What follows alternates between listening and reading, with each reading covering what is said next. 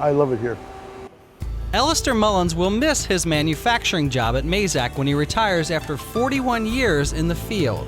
Mazak business leaders will miss Alistair as well because they know how tough it is to replace skilled manufacturing workers.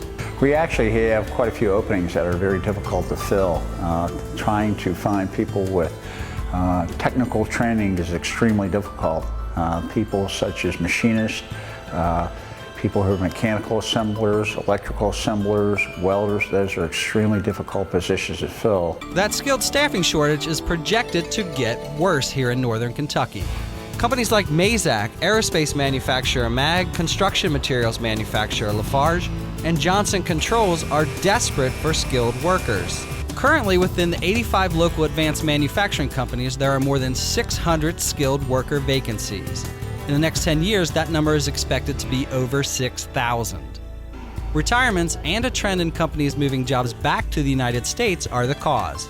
You've got kind of a perfect storm. You've got all these retirees, you've got all this work coming back to the United States.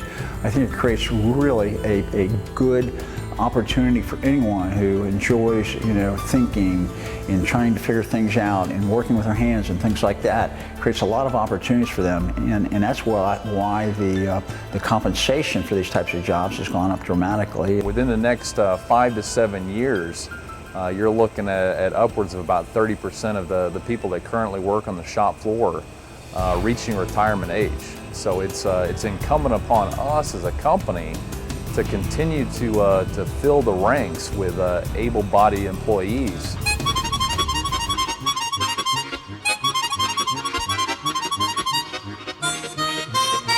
Industry leaders also blame old public perceptions of manufacturing as a reason younger generations have shied away from that field. But if you take a look inside these companies, you will be amazed how clean and technically advanced manufacturing has become. We're paying people to think.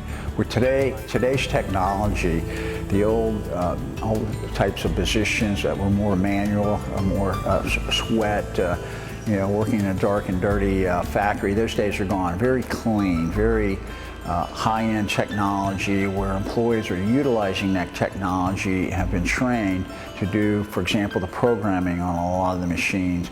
That's really where the work is at. That's really the type of job environment that individuals work in, a very high-tech, clean, safe environment. And a well-compensated environment with a generous benefits package, including tuition reimbursement.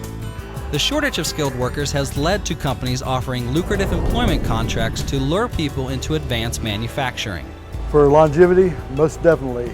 For a good income, it has treated me well. I've raised a family very well, and I've enjoyed the work.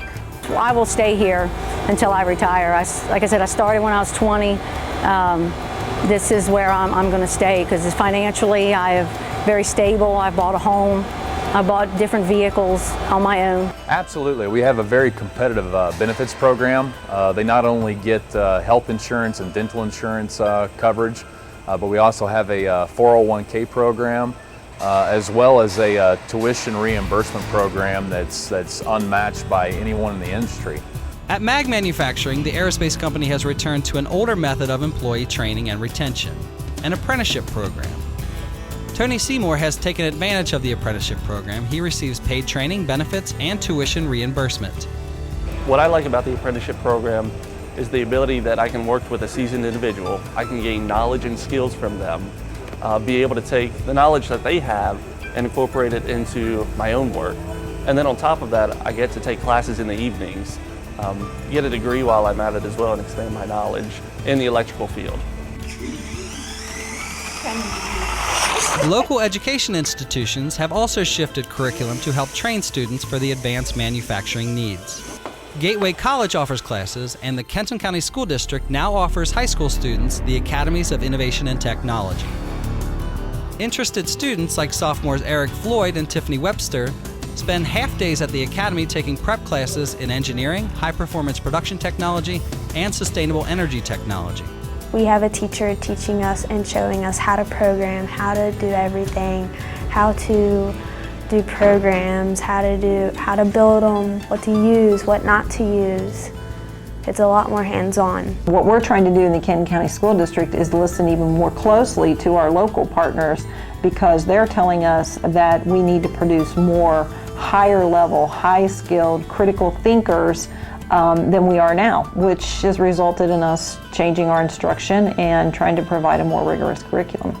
Because the manufacturing industry, it's not like, there's some industries out there that are not going to last because of how advanced we're getting. They're not really needed as much anymore. Yes, they're important still, but they're not as needed. The manufacturing industry is becoming so large and so important, it's clearly going to be around for a while. Around for a while, hopefully staffed with our area's brightest students, filling the gaps left behind as more people like Ellister enjoy their retirement.